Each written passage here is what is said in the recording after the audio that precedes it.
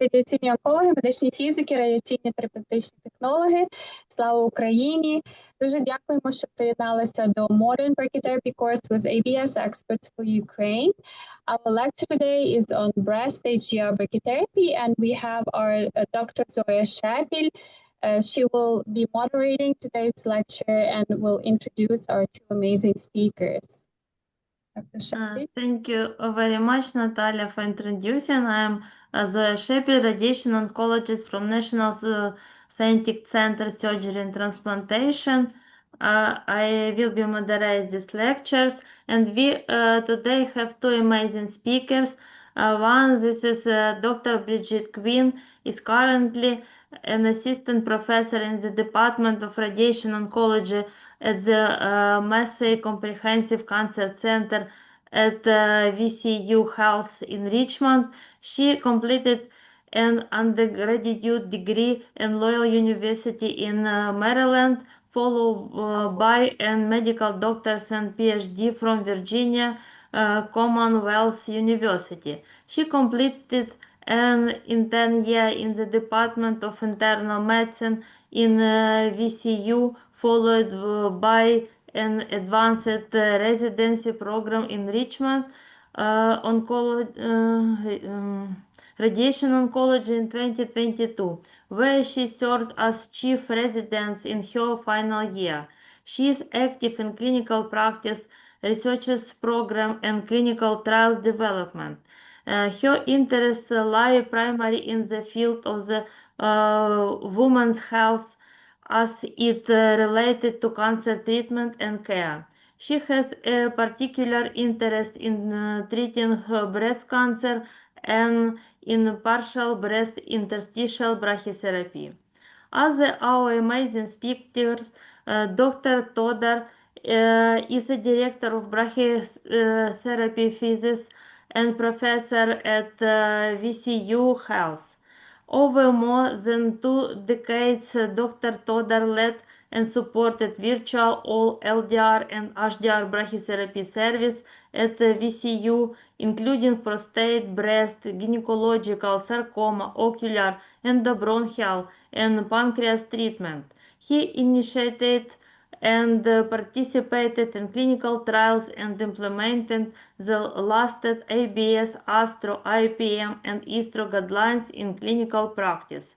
A dedicated educator and mentor, he trained numerous students, graduate students, and junior faculty. Nationally recognized, he served on the boards of the Associated Editors for Medical Physicists and as a associated editor for brachytherapy and the Red Journal. He chairs the ABS Physics Committee 2017-2019 and co-chair IPM TG 236 on 3D image-based brachytherapy planning and QA. A regular invited facility member for ABS and APM courses, Dr. Todor has taught at 16 training schools and presented internationally at ISTRO 2019-2024 and the World Congress of Brachytherapy 2012. His research centers on the link brachytherapy dose parameters with outcomes in breast, prostate, and gynecologic cancer. He holds 3 patents, and his long-term work in breast brachytherapy contributed to authorships of major ASTRO and IBS clinical guidelines. It is a honor for Ukrainian community to have such distinguished speakers. Thank you so much for teaching us today on breast brachytherapy. The podium is yours.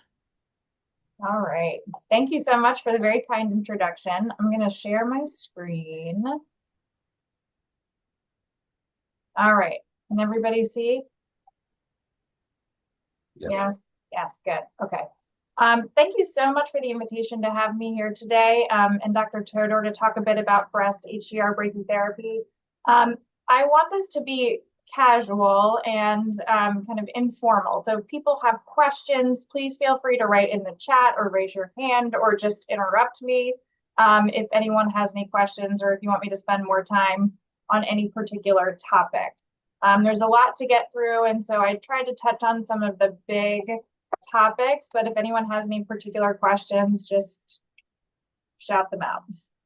So objectives for today, we're going to start by talking about some APVI indications in general. So, and this is not necessarily brachytherapy specific, but what are some of the data kind of supporting partial breast irradiation? Some of the evidence we have, particularly in support of brachytherapy specifically, the decision to choose brachytherapy for a patient. And then I really want a big bulk of this to kind of be a practical guideline. So we're going to walk through what a typical breast brachytherapy treatment would look like for a patient that we treat and what our workflow is. And so what we're thinking about prior to the planning, the implant itself, the contouring, the planning and the management. Dr. Todor will kind of pop in and do a little bit of active live planning session for you. And then we'll finish up talking a little bit about salvage brachytherapy. So there's a lot of data out there on partial breast irradiation in comparison to whole breast irradiation. And I'm not going to spend a particularly long amount of time on the kind of nitty-gritty details. This particular meta-analysis came out a few years ago and summarizes a lot of the big trials that have compared whole breast irradiation to partial breast irradiation. This particular paper included 15 different trials with over 16,000 patients.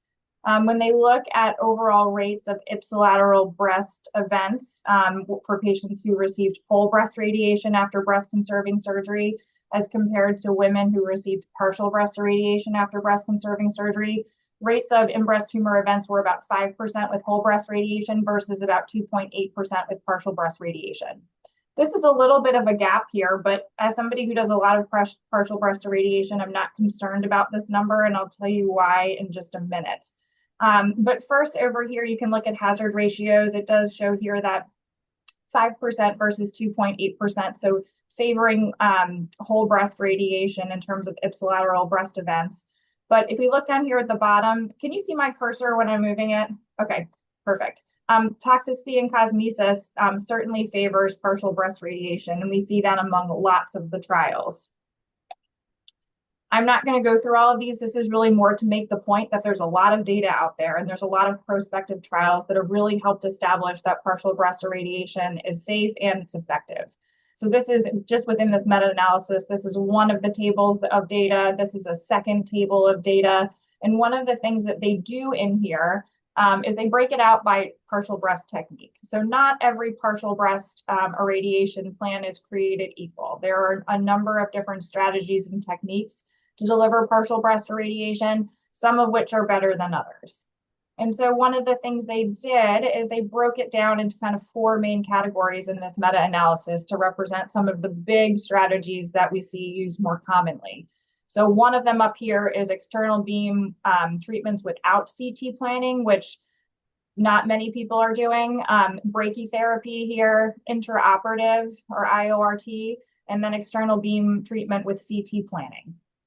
Brachytherapy proved to be the best with the lowest rates of in-breast tumor events. So here, rather than 5 versus 2.8%, we're looking at 2.9 versus 2.5%. And so this was not statistically significant. The p-value is only 0.5 and the hazard ratio of 1.2 for brachytherapy. And this is pretty consistent with what you see with brachytherapy literature specifically. It certainly is consistent with what we see personally within our own experience at our institution.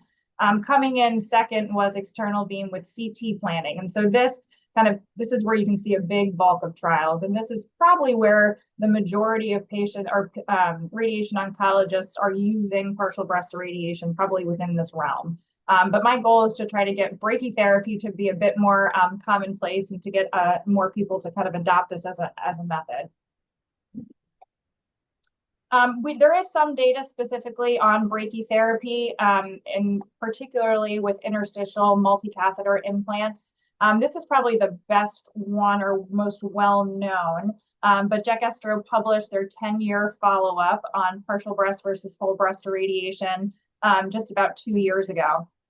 And so this included over almost 1,200 patients with early stage breast cancer who had breast conserving surgery and then were randomized either to getting partial breast radiation with a multi-catheter interstitial implant in 7 or 8 fractions, either to 30.1 gray or 32 gray. And this was compared to whole breast radiation given conventionally in 25 fractions.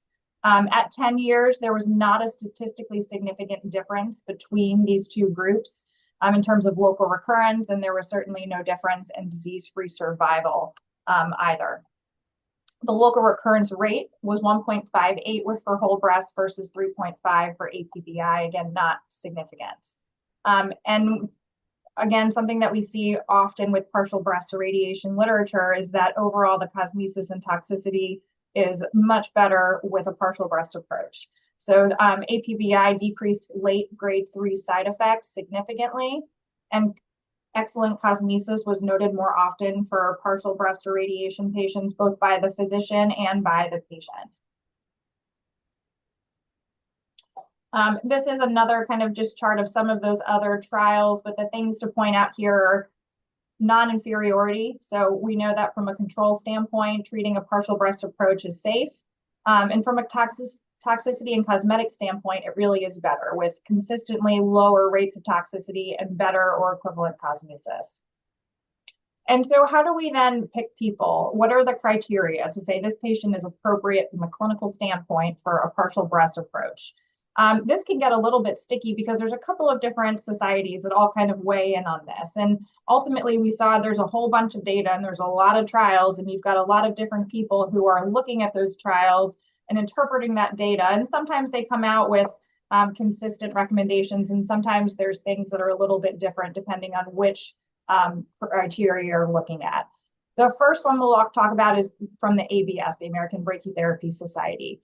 This tends to be the one that I prefer, and I think it's really just the most simplistic. It's shorter, it's not quite as messy as some of the other ones are. This one identifies age greater or equal to 45, tumor size less than 3 centimeters, any histology, any estrogen receptor, negative surgical margins, no LVI, and negative nodes. We'll come back to some of these things, but I want to just kind of briefly go through the other ones. This is what we get from Astro. And so this certainly looks to me, even just at first glance, there's a lot more words in the paper here. And this came out last year. It's a little bit, previously they had divided patients into suitable versus cautionary or unsuitable candidates. Now they've pulled into different groups based on strength of recommendations. So people for whom partial breast irradiation is a kind of no question, absolutely very safe, low risk disease, low grade, ER positive, they pick 40 out as an age, and that usually is the age that I personally go by, and small tumor sizes. They get into some kind of conditional recommendations here for patients that have higher grade disease, or that have ER negative histologies, or that have sizes between 2 and 3 centimeters. And also get a little bit more wary if you have any lymphovascular space invasion, lobular histologies, or HER2 positive tumors. Jack Estro is the other group that has their criteria, and they do break things down into low risk, intermediate risk group, and high risk group. They, again, break down by age as well. So saying anybody less than 40 really is not a good candidate for APBI. They also get a little bit sort of funny about if you have lobular histology or multifocal disease. And so when you look at all of these things, it really does get a little bit kind of messy and overwhelming. And so it's nice to go back to the ABS ones, which are a little bit shorter and can kind of take you back to baseline. And I want to talk just about, from my standpoint, looking at all of the other data, what I usually go by. For me, any patient that's 40 or over, I'm very comfortable from an age standpoint. And really some of the reasons that age less than 40 is considered maybe conditionally appropriate is really just because we don't have the patients that are in that age group on trials. And so for the majority of these trials, patients were 40 and older or 45 and older. B39 included patients that were 18 and older, so we do have some lower age patients, but that's really the primary reason. Not because we have any data to say that if someone is 35, they're going to be at higher risk of recurrence if they do partial breast. And I certainly have treated a couple of people in their late 30s. I don't really know that 39 versus 40 is a big difference. Size is pretty consistent across the board. So 3 centimeters is a pretty good cutoff mark. And that is consistent from every group. Histology is also different. Ductal carcinomas tend to be really safe. Some people get a little bit uncomfortable when you talk about lobular histologies. Really, the reason for that is that those lobular histologies tend to be a little bit creepy crawly or in the breast tissue. They have a higher tendency of being multifocal or multicentric. And so some people worry that that means that you may end up missing some microscopic disease. At our institution, we do MRIs consistently for anyone with a lobular histology for that reason, because they tend to show up better on an MRI. And so we get a better sense of how much disease there is. And if people have a lobular histology and they've got an MRI and they have good margins after surgery, then I personally am very comfortable treating them with partial breast techniques. The other reason is that there really aren't a ton of women with lobular histologies represented on trials either. And so a lot of these conditional recommendations or intermediate risk factors really come from just being underrepresented on trials, not because we necessarily have data to say that they're going to be at higher risk. Receptor status also is something that makes people a little uncomfortable. I will treat a triple negative breast cancer with partial breast irradiation.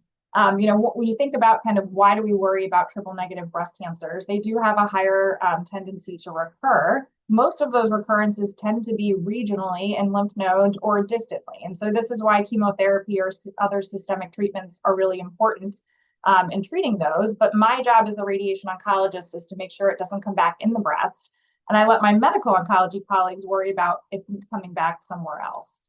And so if I have a cancer that meets every other criteria, that is small, that has good margins, but is triple negative, I'm not going to let that one thing kind of prevent me from treating this person. We do a lot of mammograms. We catch a lot of breast cancers really early, which is great. And some of those early cancers end up being a bit more aggressive subtypes. And so if they are still an early breast cancer, I will treat them even if they are triple negative. And so an ABS supports that. The other two make them as kind of conditional. And that's true for HER2 as well. So HER2 positive disease, they do have a tendency to recur at higher rates, a little bit higher rate in the breast, but also, primarily higher rates again in the nodes or in distant areas. And so now that we have really good HER2-directed systemic therapies, as long as patients are receiving HER2-directed therapies, it's safe to treat those cancers as well with a partial breast technique. LVI is one that does kind of stay consistent across the board in terms of if there's extensive LVI. In some places, if there's even any LVI at all, that maybe that's not a good indication. That risk factor does tell us that that breast cancer may have a higher chance of popping up somewhere else in the breast, and that a partial breast technique is probably not a good idea. And typically negative nodes are what we're aiming for. There are some trials that had very small numbers of patients with either isolated tumor cells in lymph nodes or with micrometastatic disease, but those are really underrepresented, and I typically won't offer partial breast techniques to those patients. All right. So that brings us to our first question. So which of these patients would not be a clinically appropriate candidate for APBI with breast brachytherapy? You want me to read the questions, or? Yeah, if you don't mind reading the answers, yeah. So because it's transcribing. Okay, perfect. A 55-year-old female with a pathologic T1b N0, grade 2, ER/PR negative, HER2 positive, invasive ductal carcinoma of the right breast. Status post-lumpectomy and sentinel lymph node biopsy with negative margins, patients receiving HER2-directed therapy. B is a 70-year-old female with a multifocal pathologic T2N0 and T2 measuring 3.2 centimeters. Grade 1, ER/PR positive, HER2 negative, invasive ductal carcinoma after breast-conserving surgery, again with negative margins, but with extensive LVSI. A 62-year-old female with a T2N0, ER positive, PR and HER2 negative, invasive ductal carcinoma of the left breast, status post breast conserving surgery with 2.5 centimeters of disease, grade 2 with negative margins, or a 45-year-old with a pathologic T1CN0, grade 2, ER/PR positive, HER2 negative, lobular carcinoma with negative margins and negative lymph nodes. Okay, thank you so much for reading. That was a long question. So we have 86% answering. So I'm ending the poll and sharing the result. So majority answered, 58% answered B, 70-year-old female. Yes. Perfect. And that's what I came up with too. That's a person that I would not offer partial breast radiation to. And some of my thoughts behind this are the tumor size, that it's greater than 3 centimeters. So that already starts to throw me. And then they also have extensive LVSI. That also combined with it being multifocal makes me feel like that's not a great person, and that's for a partial breast approach. I didn't mention, so multifocal disease can sometimes be okay. If I have somebody that meets all other criteria and they have a dominant cancer with maybe a small satellite lesion immediately adjacent to it that all comes out in one lumpectomy, sometimes those patients are okay. And there have been trials that have also included that particular situation as acceptable. Does anyone have questions about some of the other answers or any reason why you would have picked someone different?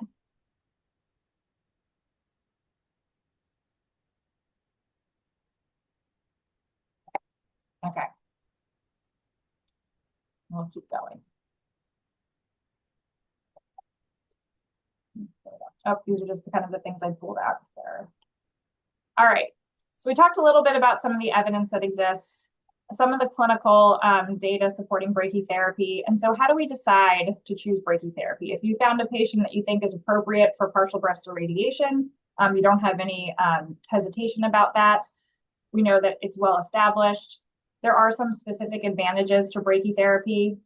Brachytherapy specifically allows better sparing and protection of the organs and the tissues adjacent to your cavity or your target. You have much better dosimetry with these, especially if you've got patients who have maybe electronic devices in close proximity. So a patient with a pacemaker. I've treated a couple of women who have ipsilateral pacemakers in the breast that I would have had to move if I needed to do an external beam approach, but this allowed us to do it really safely. It lets us get higher doses in there, which then means we can shorten radiation treatment time, which is a huge advantage, especially when we have patients that are coming from a distance. And the data supports that we have really good local control and better cosmesis and toxicity. So lots of good reasons to choose brachytherapy specifically. For anyone who is not a brachytherapist, partial breast techniques, especially IMRT-based techniques, kind of Florence regimens, really have become quite popular, especially in the US. And just to kind of compare a little bit, they are a good technique. And if brachytherapy is not a good option for some people, it is a good kind of alternate. But this is on the left here, a picture of what our target is in this little red here and what our isodose lines would look like with an IMR-based IMRT-based plan. But when you turn on the low dose the lower dose isodose lines, you can see that you're really, and we're not surprised, it's an IMRT. We're kind of bathing most of this person's thorax in low dose radiation. And so yes, it is a partial breast approach and it is kind of pinpoint, but you're also throwing a lot of radiation dose in other places too. So maybe not quite as pinpoint as we like to believe. So here's that same kind of plan we just looked at. And then here's a brachytherapy plan that even when we turn on like one gray line, so like super, almost nothing radiation dose, you're still getting a much lower area and it's much more conformal. It's really hard to get better than a brachytherapy plan from a conformality standpoint. So again, pros of brachytherapy. We talked about electronic devices. If patients live a distance, we get a lot of people here at VCU that live hours away who maybe don't have good radiation options closer to home. And so this allows them to come and get treatment here in a shorter amount of time and then return home. And I have to imagine in your country, this may also be something that would be advantageous if people have lost their ability to have access to radiation in certain locations. Being able to offer a short treatment time at a distance is something that someone could then consider. And so that's, I think, a really big push. If you have patients who have had previous radiation, I don't even necessarily mean prior breast radiation, but if someone's been treated for a lung cancer or something where that re-radiation issues become a concern, brachytherapy kind of takes a lot of those concerns off the table because it's so focused.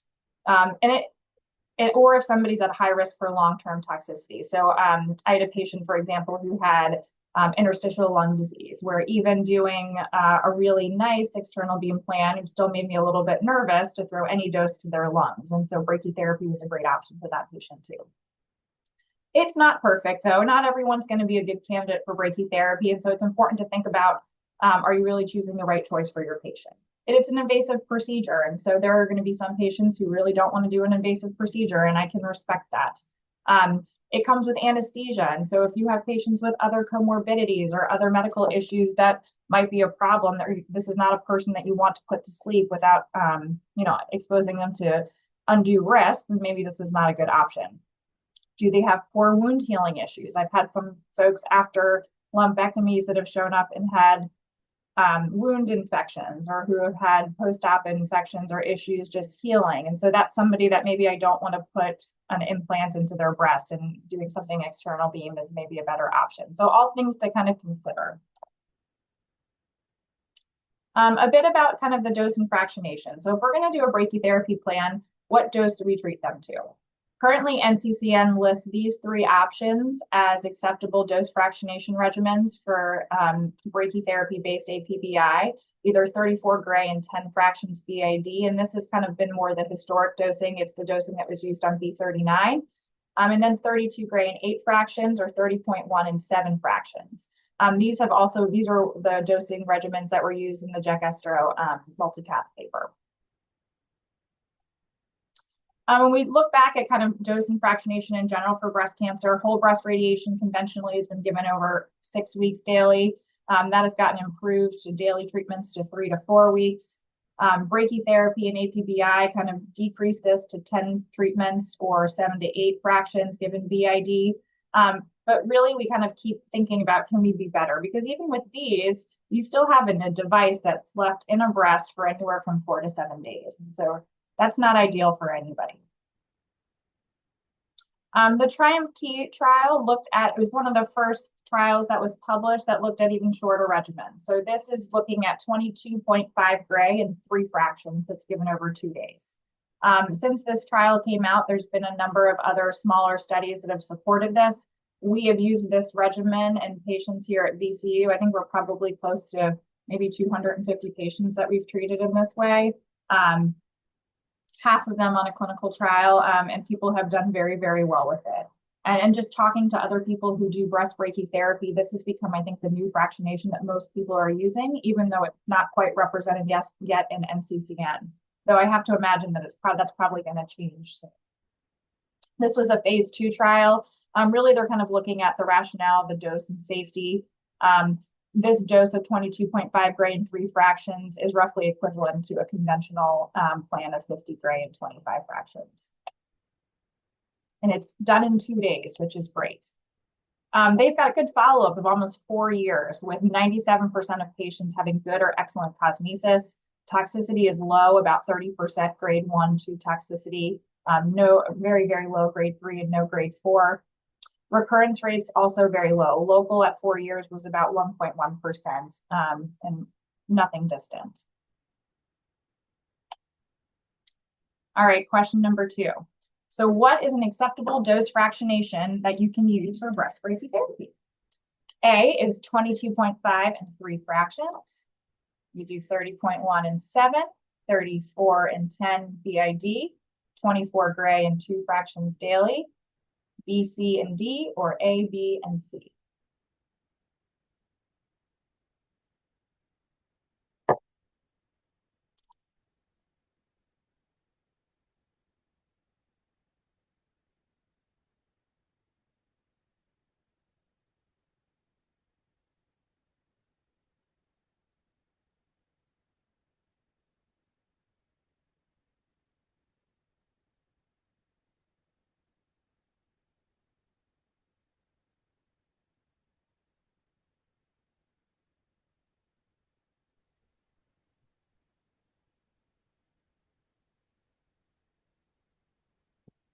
It looks like I think everybody has answered. 67%, so waiting for a little bit more answers. Yeah, so few more answers, please, and then I'll stop. So ending the poll and sharing the results. It's very split. I think majority 35% answered E. Mhm. F was answered by 22%. Okay, so let's look. So the correct answer is F. So 22.5 grain, three fractions, like we just talked about on Triumph, totally acceptable. And these other two are also listed in NCCN. So 34 and 10, this was from B39, and one of the 7 fraction regimens from the Jack Esther paper. There has not been any data, I'll go back here to the question, but there has not been any data to look at 2 fraction brachytherapy. There are some trials, and I didn't, for the sake of time, kind of include things. There are a push now to look at ultra hypofractionated, so looking at treating patients in a single fraction. And there is some data on single fraction breast brachytherapy, particularly in women 65 and 70 years of age and older, that has good preliminary results. We don't really have kind of long-term data or solid data to take a huge jump into that realm yet. We're just starting that here at VCU as well. And those fractionations tend to range anywhere from kind of 15 to 18 gray in a single fraction. But for right now, what do you choose when you treat your patient? So I do 3 fractions, 22.5 and 3 fractions. We'll talk about doing salvage brachytherapy a little bit later. So women who have had prior whole breast radiation, we do a lot of brachytherapy as re-irradiation. And in that setting, I do 7 fractions to 30.1. And we're just starting now to look at 16 in a single fraction. We haven't treated anybody yet, but we're working on it. Right? Okay. So we did all that. So let's talk a little bit about actually doing brachy. It's a multidisciplinary approach. Doing brachytherapy requires a lot of different people doing a lot of different jobs that all have to come together. There's the administrative side, so getting the patient in, making sure there's coordination between everybody. The nursing side is super important. They take really good care of our patients. Dosimetry, physics, really, really important, folks. And anesthesia, we do all of our implants under anesthesia. So making sure that we have good coordination with the anesthesia team and the anesthesia support and resources, which can be a barrier sometimes to some programs, is an important thing to have as well. And then communication with your surgeon and your medical oncologist. So really having the brachytherapy buy-in from all members of the team.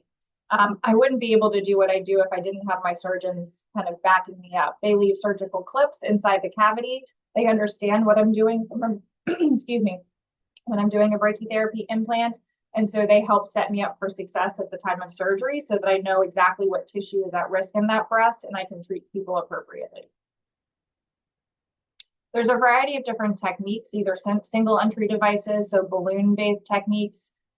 Many of these have kind of multiple channels to deliver dose or kind of distribute dose a little bit differently.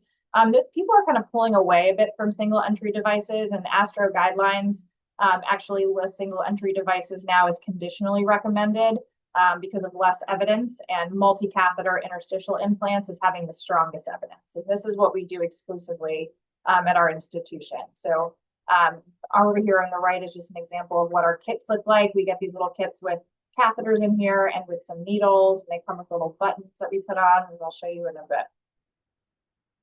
So this is what our typical workflow looks like. Once I've met a patient, we've decided that brachytherapy is a good option for them. The last kind of step is to do a CT scan of the breast just to make sure that I can see that cavity. If I'm going to treat someone from a partial breast technique and try to implant a surgical cavity, I have to make sure I can see it. And so we usually do this in clinic. It's something that's not billable. We just have our simulation team kind of add on a patient and do a quick scan for us. And this is important because sometimes you see things like this. So seromas in there. And sometimes you can tell on physical exam if someone's got a seroma in there. But I've been surprised before where someone hides it well, where it looks like they've healed well, they don't have any seroma in the breast tissue, and then you scan them and you see something like this. If it's still pretty close to surgery and I've got some time to spare, oftentimes I'll get this patient some really good compression, make sure they have a bra that's tight on the breast tissue, send them home and have them come back in 3 or 4 weeks to do another scan and see if this is resolved. Ideally, what I'm looking for is something more on the right. I mean, this is a small cavity and it's really beautifully marked with these little surgical clips. And so this is sort of an example of why having good communication with your surgeons is important, because our surgeons will leave these little clips in there for us. And so that I know exactly kind of where the surgery was. All right, so once we've done that and I confirm that logistically it's a good implant, we'll have the patient come in. I'll use that CT scan to kind of create a pre-plan. So I'll go through an eclipse and contour out exactly the area I want to treat. So the surgical cavity itself, and those clips and any tiny seroma that we have left over is contoured here in red. And then when we plan this, we expand it by 1 centimeter and by 1.5 centimeters. And so this blue line is a centimeter expansion. The purple line is a 1.5 centimeters expansion. I then kind of look at it in 3D on here and make some measurements for myself so that I know where this area is in the breast. Typically, I'll use the nipple as a reference point and just scroll through and kind of measure how high above the nipple does that expansion go, how low below the nipple does it go, how medially or laterally, how deep is the chest wall off the skin surface, and kind of just jot down, even just on a piece of paper, some little notes and measurements for myself. So when I get into the room, I know exactly where that cavity is in 3D space within that breast. I will confirm it then with ultrasound. So we have ultrasound set up at the time of the implant. And sometimes you put the ultrasound on that breast and you can see a cavity really nicely in there. A little bit of seroma fluid or just some distortion in the breast tissue that tells you where that cavity is. But sometimes people heal really nicely and you can't see anything on the ultrasound. And so having those measurements then helps me know exactly where my target is located. Here's a picture on the right of a medical student and myself doing an implant, and we have a computer screen on the wall so I can pull these pictures up and look at them while I'm doing the implant if I need to. This is a picture of what our table looks like, our table setup. So here in the back, you can see we've got our catheters here. They come in these little packs, a bunch of different colors. We have some hemostats on the table. We have topical anesthetic that we use, like 2% lidocaine and 0.25% bupivacaine. But typically, we'll do the lidocaine before I start the case, and then do a little bupivacaine at the end of the case. And this helps a lot for pain control when the patient wakes up. We oftentimes will have patients take some Tylenol before the implant when they get to us in the morning, usually 975 milligrams. And that does a nice job of helping when they wake up, but the local anesthetic helps significantly. And oftentimes when you do the combination of the lidocaine and the bupivacaine, it gets them through the end of the day even, where they'll go to bed and not really need anything additional for pain control. Doing the bupivacaine at the end of the case also helps me. I try to estimate up front where I'm going to put my catheters with the lidocaine, but sometimes you're a little bit off. And so putting a little bit of additional anesthetic at the end helps if your implant's a little bit different than you had planned. I also have a surgical marker and ruler on the table so I can mark things out in the breast. We have needles and then little stoppers, some ultrasound gel and gauze. And so not a ton of stuff. I have a bunch of videos in here that I want to show you of just some different parts of our implants that might be a little bit more entertaining than me just talking. So if I put anyone to sleep, hopefully these will wake people up a little bit. So this is what we use the hemostat for. I just clip my ultrasound to the actual drapes on the patient so it doesn't fall off the table. A simple trick, but it's quite useful. And then before I start, I use this marker to kind of measure out. So I look at those little, you can even see in the background kind of there, my little piece of paper that I taped to the IV pole that has all my measurements I did beforehand. And so I'll mark out on the surface of the breast, what's the most superior aspect of that expansion, the medial, lateral, and inferior, and give myself kind of a little bit of an area about where I expect that cavity to be under the skin.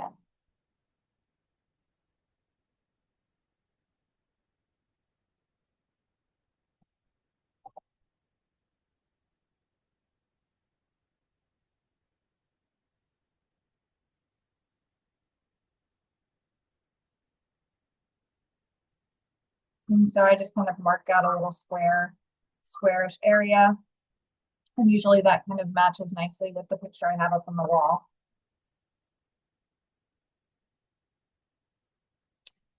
After I do that, I also kind of estimate where I think the needles are going to go in and come out. And so if I know that my cavity is sort of in the middle, you can see I'm kind of squeezing the breast and picking it up, knowing that my needles are going to have to kind of come in where my thumbs are and come out where my fingers are on either side of where I'm squeezing. So you can see I kind of mark out the area, and that gives me an idea of where to numb things up initially with the light.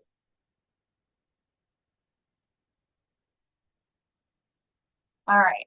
And so then putting some needles in. There is the option of putting a template on the breast and feeding needles through there, which a lot of people do. I prefer to do freehand implants. It gives me, I think, a little bit better control, and it lets me kind of personalize each implant to a cavity. So with this, usually I'll do the base plane first. And my goal, if my cavity is here, to get a whole base layer of needles that go underneath the cavity. And so I'll pick up the breast, put the needle in a little bit, use some ultrasound to make sure that my depth is appropriate. And so we'll see here. So let's try to pause it.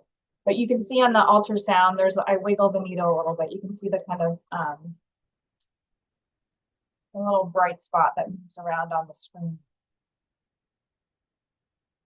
And that helps me make sure that I'm at a good depth. My goal is to be about 1 centimeter off the chest wall if I can do it, assuming that my cavity kind of goes all the way back to the chest wall. But here's my needle there. There's the chest wall right here. You can see the kind of horizontal striations of the pec muscle here and my needle right above it. And so that gives me a good idea that I'm in about a good place. I kind of estimate that each of those needles can give a solid dose around about 5 millimeters or so around each of those needles. And so that's kind of the number I have in my head when I'm putting these needles in. So I don't want a needle that sits directly on the pec muscle, because in that case, I'm not going to be able to heat it up very much because the rib's going to sit underneath there and kind of prevent me from being able to do that. And so if I have a cavity that's really going the whole way back to the chest wall, I'll try to be about 1 centimeter off. Obviously, if you've got a cavity that doesn't go that far back to the chest wall, you can adjust where you put your needles for that. But you can see here, once I kind of use the ultrasound to make sure I'm in a good depth, I continue to move through until it comes out the other side. Once I put a row of needles in, they then get replaced with plastic catheters. So these needles are hollow, and so the plastic catheter gets put into one end and then pulled out the other side. So there it is going in. You pull the needle out, and then that plastic catheter now is sticking out the other side. And so you can pull that through. And so each of those needles then gets replaced.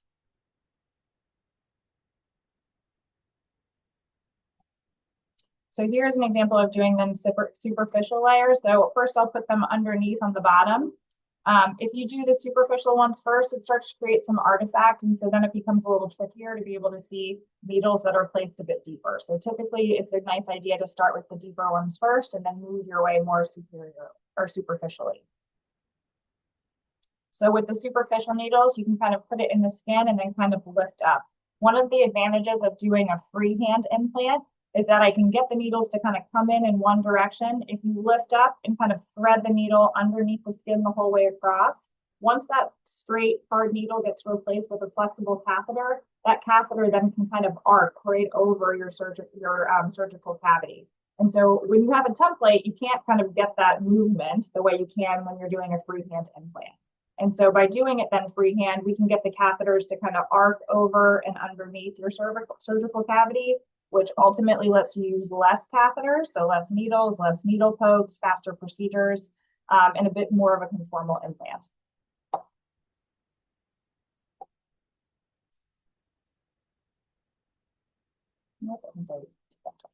So this is what it looks like when it's done. You've got all of these guys sticking out of the far side of the breast. This is what the other side looks like. So these little clear plastic buttons, these come attached to the catheter. So when you pull it through, it stops. And then in this next slide, we'll put some little buttons on those long catheters hanging out. So these are just little clear plastic buttons that have then a little rubber stopper that goes on. This is just alcohol that those are sitting in. It helps them slide on a bit easier. And we slide them down to the skin like that.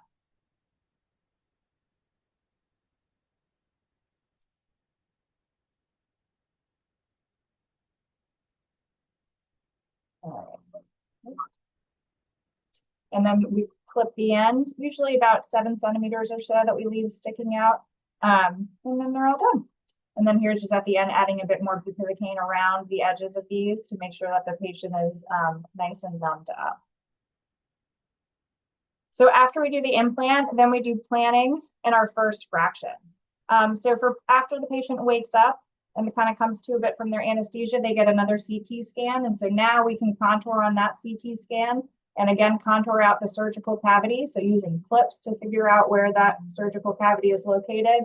It's also really helpful to have that pre-planning CT to compare to. Sometimes once you put needles through the breast, it can kind of distort a little bit what your cavity looks like. And so having something with no implants in it is nice to compare to.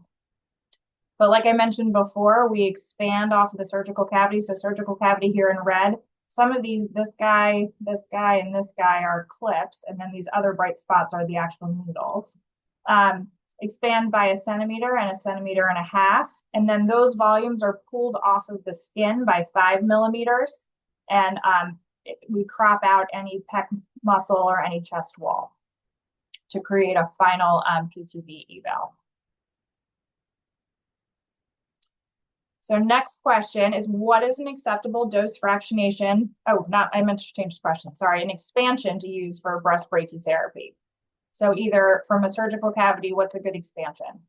1 and 1.5 centimeters taken off the skin and chest wall.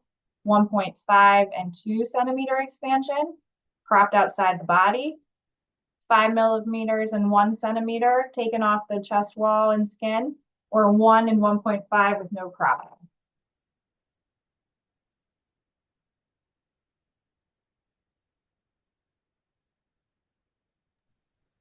I used AI for translation, and AI fixed the question.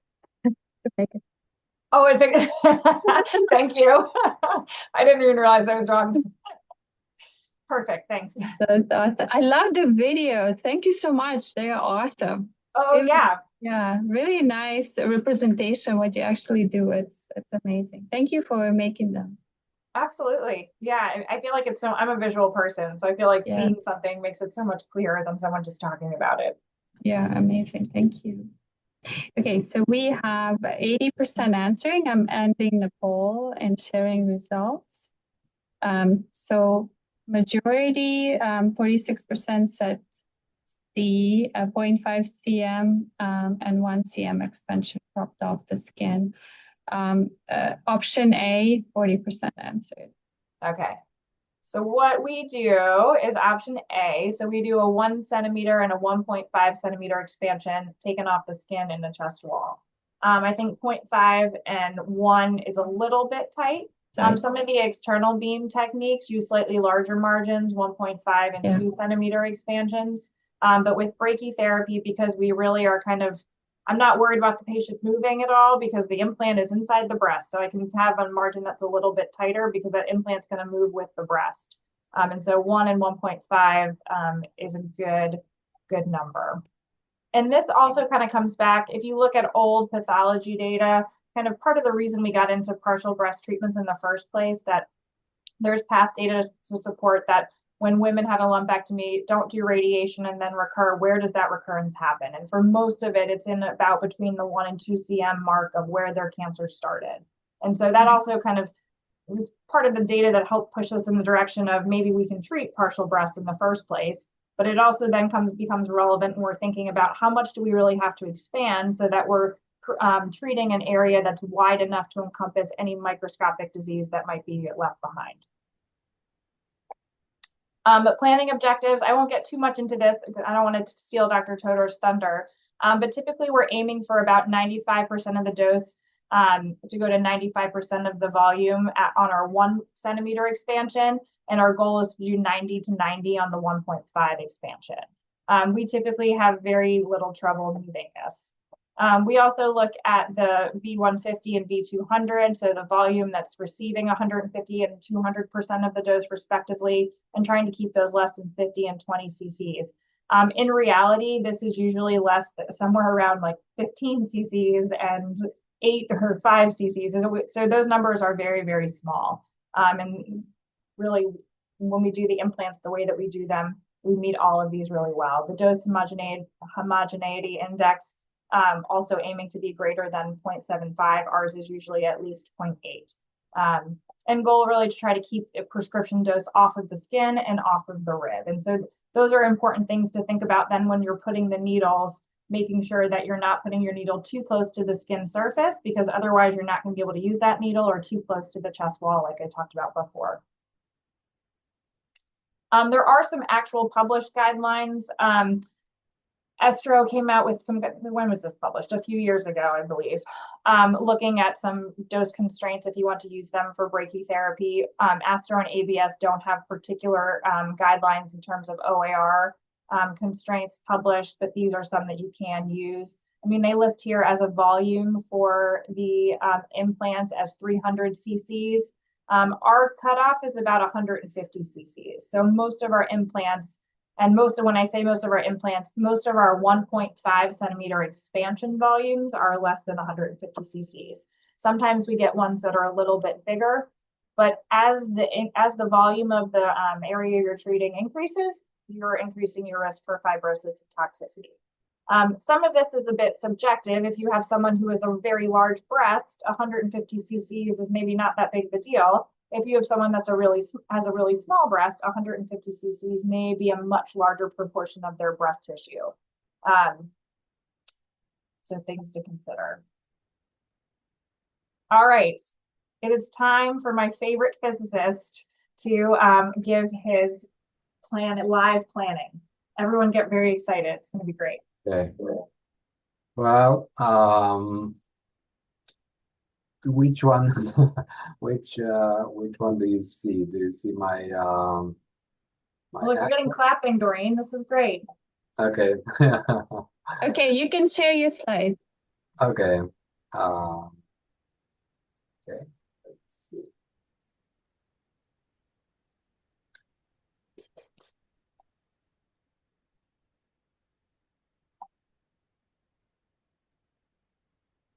Okay.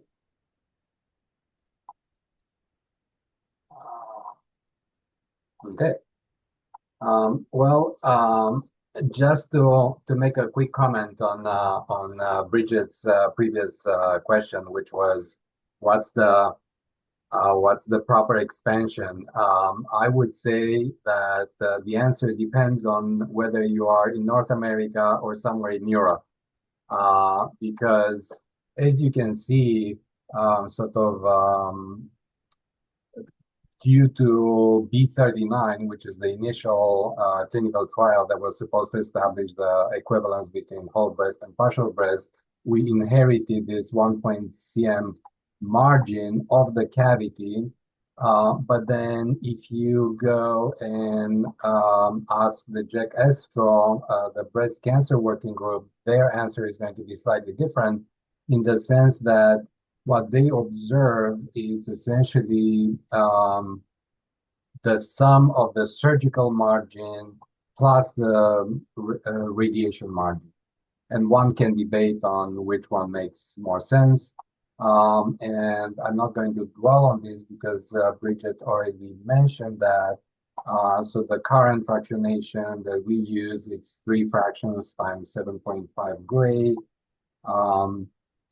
As far as the details of the planning, of course, there are some organs of risk that you're trying to avoid. The most obvious one, it's the skin. But then we are also trying to avoid significant dose to the chest wall, ribs, the heart and lung. Usually these are things that you can observe if you are concerned. Most of the time they are far enough that if you ask them to be part of the planning, it's not going to make any difference in the plan. I have this slide here in case everybody wants to kind of like get a reminder of what the constraints are.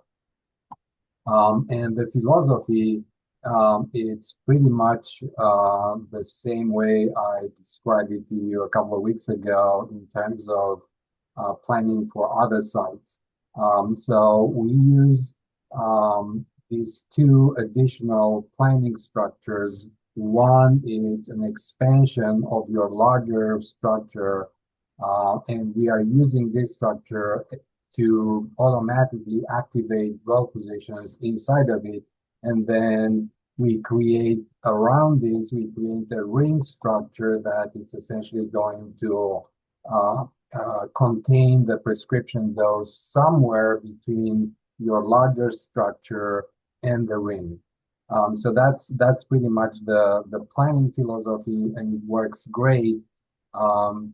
Now I'm going to switch from slides to the actual treatment planning system, and show you sort of, you can see my screen, correct? Yeah. Okay. So this is one of Bridget's cases a couple of weeks ago. And you can see the structures that we use are the cavity, and this is something that the physician would outline. This particular patient did not have any clips. And then the two structures that technically are CTVs are these expansions of the cavity with 1 centimeter and 1.5 centimeters. We have slightly different constraints for these two structures. And then, as Bridget mentioned, we are trying to avoid the skin, and we are also trying to avoid the pectoralis. And in this particular case, the ribs are quite far. So I'm going to show you essentially the way we create these additional structures. So on my case here, these are called avoidance structures, even though technically only one of them is an avoidance structure. But essentially what we do is we create this structure by simply placing a margin to the largest structure. So the larger target structure here, it's this 1.5 centimeter expansion. And you can choose symmetrical or an asymmetrical expansion. For example, in this particular case, you can see that there is no point in using the same 3 millimeters on the posterior level. Anyway, so once we do that, the next step is going to be looking at the implant in the kind of like a system of axis of the implant itself. So we are looking sort of along and perpendicular on the implant. And now what we are going to do is make small changes to the structures that we have created in order to make sure that some catheters are included. So for example, so the idea is that all the catheters that are inside of the structure are going to be used for optimization. So for example, that catheter there, it's not going to be used unless we go and include that. Good. So that's sort of a little bit of a skill, and the same thing here. So that's sort of something that is going to play a role into the optimization, making sure that all the catheters that you actually need are going to be included in the optimization.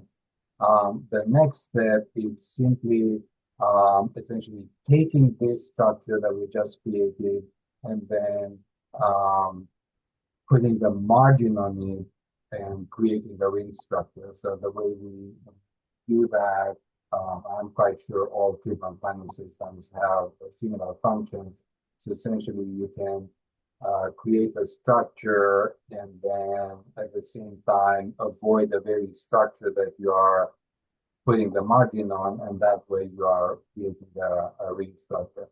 So once we have these two additional planning structures, you are ready for planning. And the planning, you'll see, it's a very fast and straightforward activity. So first things first, we activate the dwell positions automatically in the structure that we have created. And this particular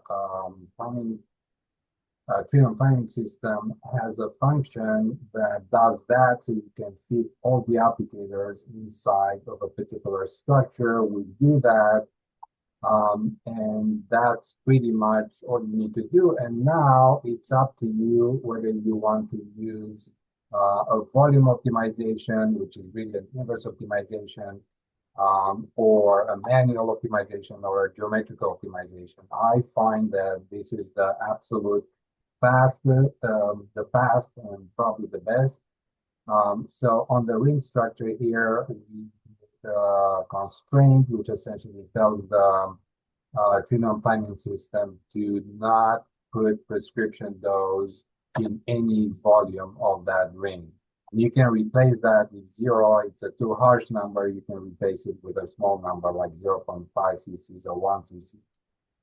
And then for the two structures, we have slightly different levels of coverage. But I think the important thing is that the way you are shaping the dose volume histogram is essentially by imposing a constraint that essentially tells the optimizer you have to achieve at least that level of coverage, which you can see here, it's very high. So we are asking that 97% of the dose should be received by at least 97% of the volume, which is a lot more than we need. But these are awesome implants, so you can do that. And then these other two constraints are essentially trying to minimize the hotspot. So the breast brachytherapy, it's the one site in which you want the most homogeneous, so the least heterogeneous dose distribution. And because of that, we are using these very, very strong constraints to minimize the hotspots. So once you put the constraints in place, you just hit the optimization button, and then you are going to get an optimal plan based on all these constraints. So now you can look at the dose distribution and evaluate this with dose volume histogram. Anyway, you can see that this takes a very short amount of time. You know, if this would be a heist, the planner would be the getaway driver. You know, you can do this in just a couple of minutes. That's amazing. Now, if inverse planning is not your cup of tea, and unfortunately, some people in the brachytherapy world have some reluctance to use inverse planning, there is another version of that, and I can show it to you 1 second. So let's just make another copy of the planning, and then we can reset all the dwell times to 0. So there is something that is called a geometrical optimization. So essentially, the geometrical optimization, it's not going to take into account any structures, but just the relative position of the catheters themselves. And they are going to use as many dwell positions as you have created. So you can see here that on these catheters, the dwell positions are, as I mentioned before, strictly inside of this avoidance structure. And then you can see what the effect of the geometrical optimization is. We're going to get an error message here that we don't have a reference point, which we don't, but we can still go and create the dose distribution by just manually scaling it. So you've seen that essentially it took no amount of time to create this dose distribution. It looks pretty good. And if you look at the dose volume histogram, for example, and you compare that with your optimal plan, you're going to see that at the coverage level, the differences are really, really small. So now I will have to say that on a regular implant, the difference between inverse optimization and geometrical optimization, it's going to be more significant. The reason they are relatively good on this case, it's simply because the geometry of this implant is very, very good. So you have catheters with just the right amount of spacing, sort of populating your structures. So I'm very, my job is very easy because all I have to do is work with implants that Bridget and Dr. Arthur create exquisitely. So I would argue that my job is easy. I just put them in and Doreen makes it really pretty. anyway, so yeah, that's pretty much my my spiel. So back to you, Bridget. And I'm sorry, I didn't realize there were some questions that had popped up in the chat, so I had a chance to look. Time from surgery to brachytherapy. So same as I would for any radiation treatment. So goal is to get it done before 10 to 12 weeks, kind of 12 weeks being that kind of cutoff. But as soon as I see the patient, we're ready to go, then we'll get moving. Oftentimes, just because of our institution, I'm seeing patients after surgery somewhere in the ballpark of 4 to 6 weeks just for a follow-up visit. And that's really helpful because if someone wants to do brachytherapy and they have a seroma, I have time to give them a good compressive bra, send them home for a few weeks, and then bring them back and see if things are better. Obviously, if I'm seeing them close to an 8 or 9 week mark after surgery, then I'm a little bit hesitant to wait too long. But so anywhere within 12 weeks, and I'm comfortable. That being said, I occasionally have had some women who have come in later, and I've done it at 13 weeks. And do I think that makes a huge difference? Probably not. But my goal is to do it within 12. Okay, thank you. Let's see. Is there a limit to how close to skin the catheter is? So similar to kind of the chest wall, I'm usually trying to aim for about 1 centimeter below the skin surface.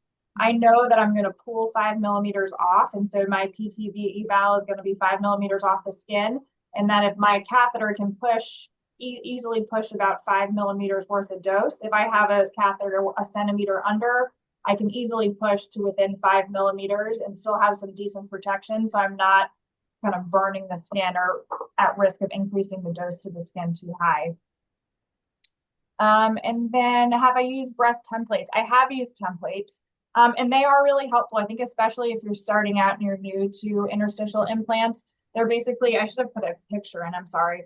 They're 2 plates that have a bunch of holes in them, and they've got a little kind of connector piece on top. And so you put one on each side of the breast and you squeeze it together. And so it squeezes the breast, and you can just thread the needles through. It takes a little bit of finagling to get it in the right position because you've got to make sure that your cavity is in between those 2 template plates and that it's not, and that you're deep enough. So if you've got a cavity that's on the chest wall, kind of on the chest wall, and you put your template higher up, your base plane may be above where your cavity goes. And so again, part of the reason I like freehand because I can just look with the ultrasound and in real time kind of see where it is and put my needle in and know it's in the right place. So if you do a template, it does, once you get it in the right place, it's easy to put those catheters in. But sometimes you got to make sure it's in the right position. So it's a trade-off, I think, in terms of time. And I ultimately have found I just prefer doing it without. What is my opinion about the Savvy system? I don't love single entry devices in general, and Astro, as I mentioned earlier, has changed their guideline now to say that single entry devices are conditionally recommended, whereas interstitial implants are strongly recommended. Part of my opinion for that is that I think with an interstitial implant, you just have so much better control over where you're putting your radiation dose. Even when you've got a Savvy where you've got multiple channels to kind of direct radiation and be able to modulate the dose a little bit better than you can with a single channel applicator, it's still not ideal. And you really need a surgical cavity that is a good shape to put that applicator in. I think there's been a lot of kind of updates to breast surgeons, and they're doing different techniques and trying different things. And so I don't often get a very nice little surgical cavity. Sometimes it's kind of oddly shaped and has a piece that sticks out this way or sticks out this way. And so that would take a lot of people off the table in terms of being a good, look at Doreen, you're the best. Awesome. Yeah, so here's down here at the bottom, this is sort of this little template thing down here. There you go. Perfect. I actually have I have some CT, so this is how it looks on a CT. Yeah. And so you're just kind of putting them all through. And yes, it does make them perfectly spaced, but it takes just a little bit of practice and then you can get them, spaced. And it's HGR, right? So even if my needle is a little, not perfectly, a centimeter apart, that's okay because we can, or we, Dr. Todor, can tweak things a little bit to kind of compensate if the needle's a little bit off. The other thing is that our surgeons leave surgical clips in the surgical cavity, which helps a lot because they're telling me, okay, here's the real cavity. Sometimes there's some tissue rearrangement that happens to leave the patient with a good cosmetic effect. And that can make it really tricky to figure out from a radiation oncology standpoint, really where is the tissue at risk? And so by them putting surgical clips in there, they're letting me minimize the volume I'm treating and feel more confident about what I'm going after. And that becomes a problem with not being able to put a savvy in there or a balloon in there if you've got surgical clips. And so I think if your option is to have a savvy or nothing, then it's a good option. I know people still use it, but I think there's a lot of benefits to doing an interstitial implant over a single entry device.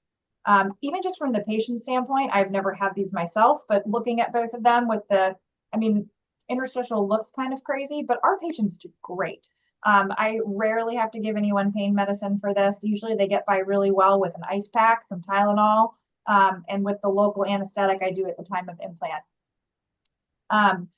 So they're really not that uncomfortable. With the savvy, that's an incision in the skin. That's a pretty big trocar and a pretty big, piece that's sticking out of the breast. And so I think about it, just having seen both, I would pick the multi-catheter one for myself, just because I think it's probably a lot more comfortable. Let me share my screen and finish this stuff up. Okay. I just I was just going to show you to make your point more clear. This is a savvy, and you can see that essentially the target for this, it's defined by the device itself, and non-conformity, like you see here, it's something that you can't do anything about. So yeah. It works well for maybe spherical things that are far from the skin surface, but not so great for irregular shape. Yeah. You're absolutely right, yes. Yeah. Okay. All right, I have a few more slides. Let's just finish up here. So just things to think about after implant. So kind of talking about that pain control we talked about. Ice packs work great for a breast that gets swollen. These things are coming out the next day. So after the patient has their first fraction, our nurses have created this little almost house where they take a bunch of gauze pads and sort of fold them over and tuck them all around the catheters that are sticking out of the breast. And then we tuck them into a surgical bra. So we send them home like that. So the catheters aren't sticking out on them. They're not poking anything. Everything's wrapped up and kind of snug and tucked in against their chest. And so there's really they're not going to do anything to mess them up. They go home. I've had patients that have gone to parties with these in their breast. I called a lady one night to check in on her, and I could hear loud music in the background, and she was yelling and was like, "I'm fine, I'll see you tomorrow." The second day they come back in, they get their second fraction first thing in the morning, and then they've got 6 hours to wait before they get their third fraction at the end of the day. At the end of the day, we snip the end. We just kind of cut off the end of the button, and they slide right out. I had one lady once in her 70s ask me if she could go to her Zumba exercise class in the middle of the day in between her fractions with them in their breast. So that kind of speaks to the fact that it's uncomfortable, but people do really well with it, much more than you would expect. Infection, incredibly rare. I don't think I've had anybody have an infection. We do everything under sterile conditions. We do a dose of antibiotics at the time of implant too to help. Bleeding is pretty minimal. Occasionally one of those needles just hits just so that when you pull it out, sometimes we get a little bit of a bleeder. Nothing that a little bit of compression doesn't fix.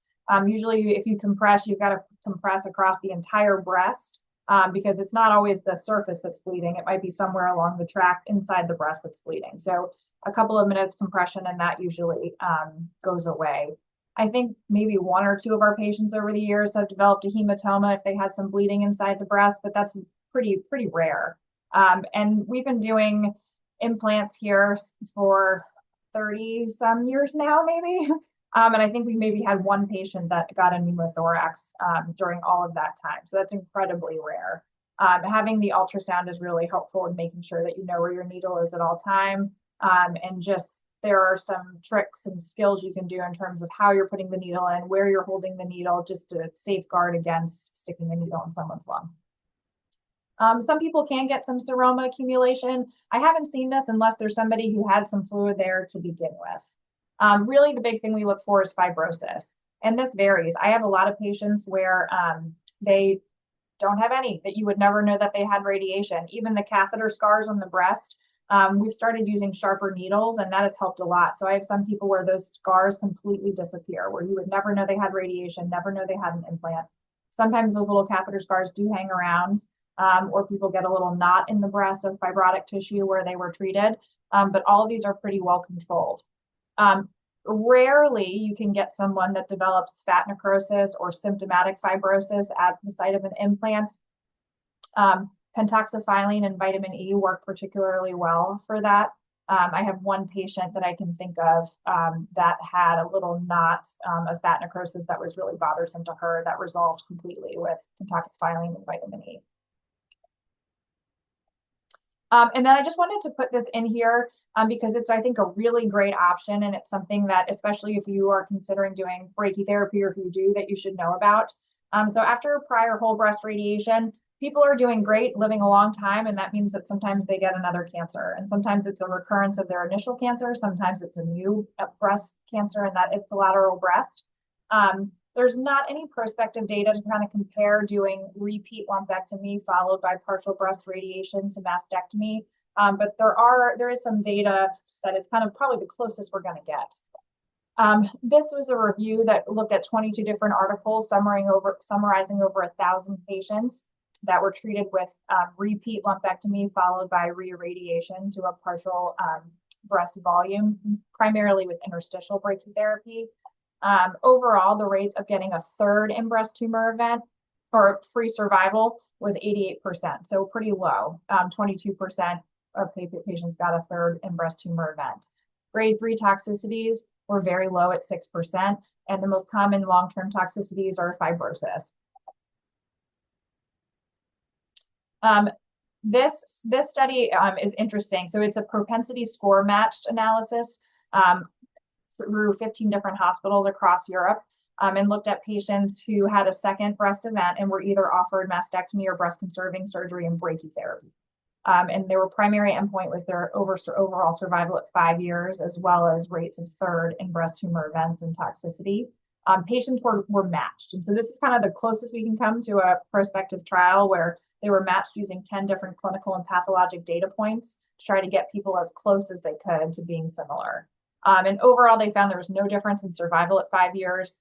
So getting a mastectomy after a 2nd breast cancer in that same breast did not make people live any longer. And the rates of 3rd in breast tumor events were pretty similar at 2.3 and 2.8%.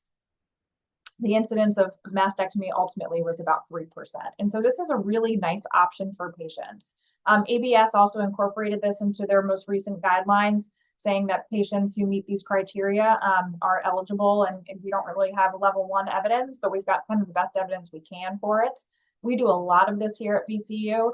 I pulled this together a year ago, and at that point we had done 41 patients. We've done probably 55 maybe at this point. And it's become, the numbers are getting bigger as we do this longer, but patients do great. In this setting, I think I mentioned this earlier, I typically treat patients over 7 fractions. And so they usually come in on a Monday or Tuesday, they get their implant and their first treatment, and then they come BID for the next 3 days.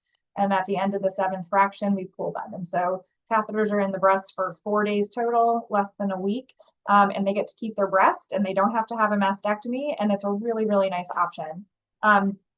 From a toxicity standpoint, our grade 3 toxicity is about 7% or so. And this is usually people have got an area of the breast that's harder.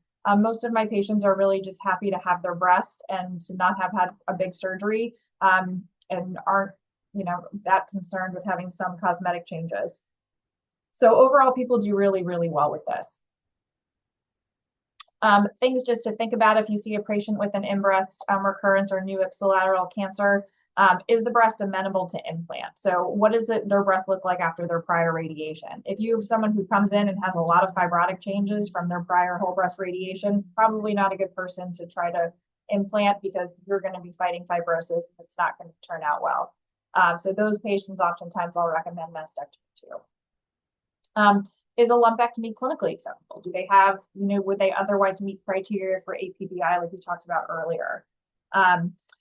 Dosing does vary. I use 7 fractions, but other places I know use 8 or 10 fractions in the setting, and I think all are acceptable. So I think all things to kind of consider in this setting.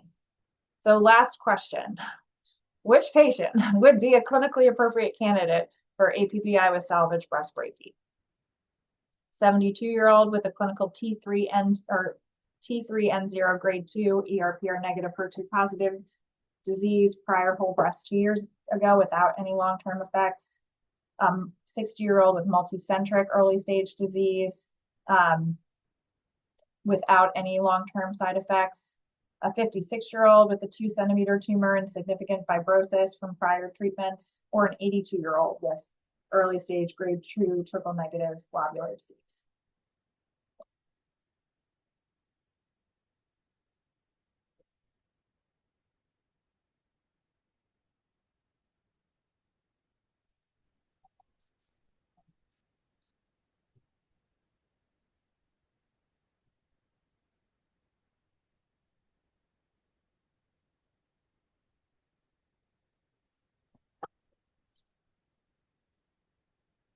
Few more answers, please, and then we'll end the poll.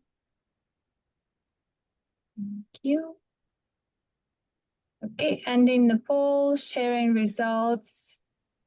So majority answered option D, 82-year-old patient. Or option, B and D. Okay, Actually, D. so the one that I picked was this 82-year-old with a T1C N0 grade 2 triple negative. Oh, that is D, isn't it? D, yeah. Yeah, I'm like, wait a minute, I don't think that was A. Yeah, yes, it was so D. Yep, so D. With the first one, a clinical T3, that's too big. That's not somebody I would want to offer a lumpectomy to anyway, so they're probably better served by mastectomy. With the second one, having a multicentric disease, that's not someone that's going to be a good candidate for repeat lumpectomy. And then fibrotic changes, so that's not somebody I want to do an implant on. All right, and I'm finally done. Thank you so much for having me and letting me come and talk to you. This is my email. If anybody ever has questions or wants to talk further, I'm always happy to chat. You can always send me an email, and I'm around. Thank you so much. Thank you, both can of I, you.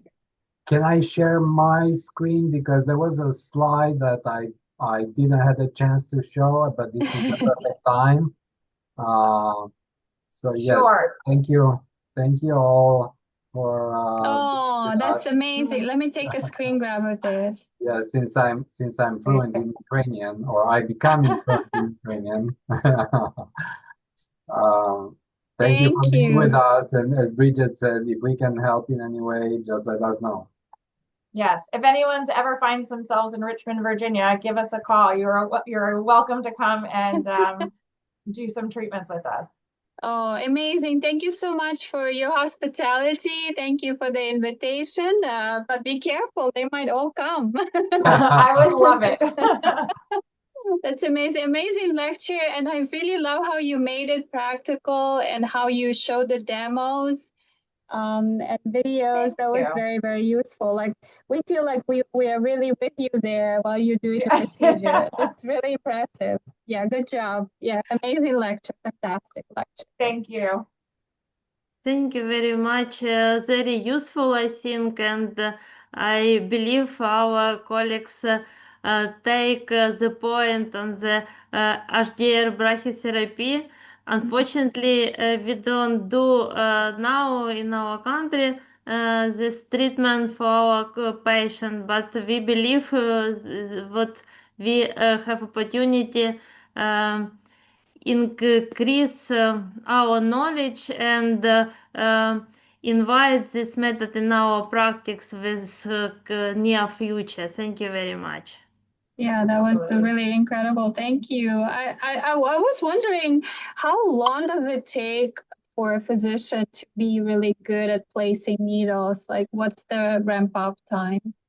Hard to know. I mean, so I trained here for residency, and so I did them for 4 years during residency before I started. But by the time I was a senior resident, I was doing them on my own independently. So I think I don't know. I mean, part of it depends on if you're somebody who's already doing brachy and comfortable just with needles. If you do gyne brachy or prostate brachy, then I think you could probably pick it up pretty quickly.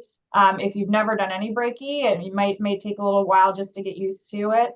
But I don't know, maybe 20 or 30 cases, maybe, I don't know. But we do a lot of it here. Right now, I'm usually doing 1 to 2 cases a week. And I mean, it's to the point now where an implant on my own, I can do in usually about 30 minutes. That's fast. And so depending on, sometimes it takes a little bit longer, maybe 45 minutes longer if I've got students or residents with me. But the fastest I think I've ever done it is about 30 minutes. That's impressive, very fast. Yeah, and we've done actually some patients, we do bilateral cases where Dr. Arthur and I, my colleague, we both take a side and do them simultaneously. And so we've had some patients that have had bilateral small cancers, and they're candidates, they want to do it, and so we set them up and we do it at the same time. That's impressive. That's really good. Yeah, good job. Yeah. Thanks. Any failure modes you can comment on? Like, what are the most commonly used or like seen failure mode? Let's say maybe you cannot cover with needles certain cases, or I don't know, cannot get good plan, or what are the most commonly? I mean, so usually we do that cavity check prior to me deciding that this is a good case. I'm looking for, do they have a seroma? Do they have a seroma that might improve? If the seroma is big enough, I'll usually tell them no. If it doesn't look like one that's gonna, and that's somebody I would probably do whole breast on, depending on the size of it. You can drain a seroma, but the problem is it comes back. And so if you know, the concern is I don't want to drain something and then have it come back and change the geometry of my implant in the middle of their treatment, because they can come back pretty quickly. So sometimes just the overall size and shape of that makes it a difficult case. I've had some patients who I've looked that have implants in underneath, and usually that ends up taking them off the table for brachy. I'd be willing to do it if I had enough kind of tissue to get a needle in there, but oftentimes they have an implant that's sitting too close, and I worry about puncturing the implant, so I don't offer it to them. But really, it's the size of the cavity that kind of limits me. I've done some kind of all the way over in the side in the axilla. Occasionally, you know, if I can get a needle in there, I can do it. And so some of it is just doing a really good physical exam, putting your hands on the patient, trying to figure out how I'm going to be able to get a needle in one side and out the other, and looking at that CT scan. But as long as the volume really is probably the thing that limits me the most, because I know that once that volume starts getting bigger, then we start getting into trouble. And Dr. Todor, same question to you about failure modes, and from standpoint of physics, or maybe labeling the catheters. Is it possible to make an error? Yeah, we didn't get into those details, but yes, we have a pretty elaborate QA system. So essentially, as you pointed out, the most sort of trivial but also damaging way of making mistakes. It's mislabeling the catheter. So we usually take a picture, so that's sort of real world, and on that picture we place numbers, and then that picture is going to be used to connect the patient every time we deliver a fraction. So it's essential for the real world to match the CT world. So when you identify catheters, you have to take precautions to make sure that a catheter that you identify as number 3 is really the number 3 in the real world. It's also why we use different color catheters too, and kind of alternate them as just another checkpoint that when we're connecting, it makes it a little easier to know that the ones next to each other are all different colors. Yes. So And you double, triple check each other, right? Yes. Yes. We usually have 2 people connecting the patient to the afterloader with this little, legend or map. We also have a QA system in which essentially we have measurements for each of the catheters done with a wire ruler, and then those measurements are compared to what you identify in CT as the length of the catheters. So kind of measuring again the CT world with the real world. Yeah, that's great. Yep, I see a question here. Yeah. Team members are there for brachytherapy. A good number. I mean, we've got Doreen. Louise is one of our kind of dosimetrists in brachy who is wonderful. So let's see, 2. We usually have at least 2 nurses, sometimes more as they're switching off. A physician. Sometimes it's just me. Sometimes I have a resident with me or a medical student with me. So you're in the, I don't know what, 7, 8 team members. We've got the folks over in simulation who help once the patient's awake to do their scan. So it's a decent number. And do you replan next fraction, or you use the same plan and just make sure that nothing moved? Same plan. Detached. Yeah, we are trying to set up the patients when you have patients that have, for example, a particularly large breast that is more prone to slight movement. We are trying to take pictures of the patient at the time of the CT and try to reproduce that particular. For most patients or most breast sizes, I think it's pretty trivial. But yes, we try to make sure that they are being treated in the same position they were simulated. We take a lot of extra steps to make sure of that, and that kind of helps. And then the fact that we're only doing it over a day and a half, so with 3 fractions, that it's out within 24 hours, and so it's not a ton of time for those catheters to really stretch or get a ton of tension on them. Sounds good. Serhii, do you want to ask a question? Yes, thank you very much for the great lecture to both of you. Especially thank for the videos and for live planning demonstration. That was awesome. I was surprised and I answered, I think, incorrectly for the fractionation question. So I was surprised that you can also do 10 fractions for the breast treatment.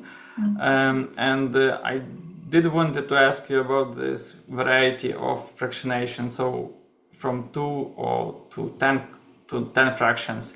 Yeah. How those actually suggested for the protocols for the trials? Does LQ model play some role here, or because of heterogeneity? No. So part of it is just kind of the adaptation of fractionation over time. So the 10 fraction regimen is a little bit of an older regimen.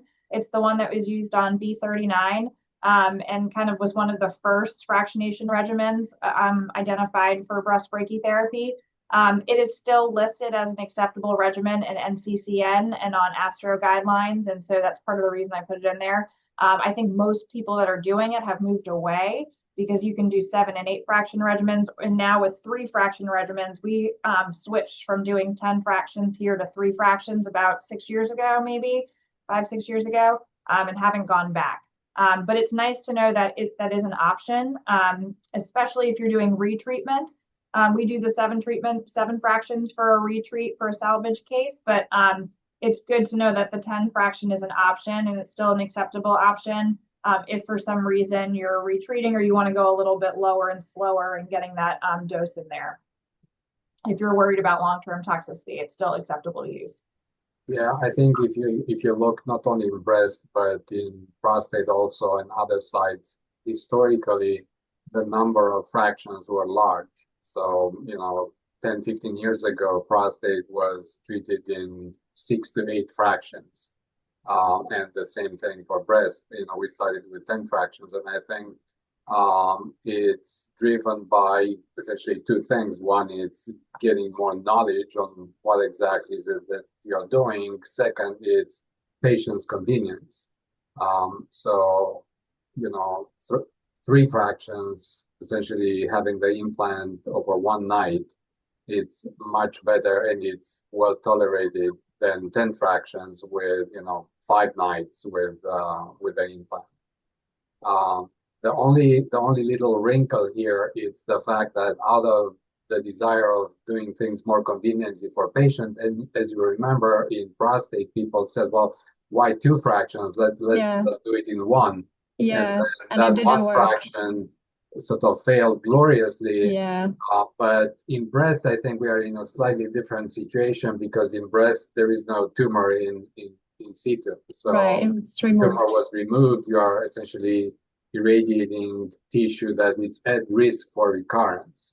While in prostate, you can make the case that it's a vastly different case. So you're right. That's a good analogy. Yeah. Thank you so much. That was an incredible, fantastic lecture. Thank you for so many amazing things and demos and videos. It was really great. I just want to remind everyone that our next lecture is this week. On Thursday, because of Thanksgiving in US, we had 2 lectures this week, so we are lucky. Thank you again, Dr. Quinn and Dr. Todor. Amazing. Yeah, thank you. Thank you very Thank much. you so much. thank you. Have a good day. Bye. Bye, everyone. Bye.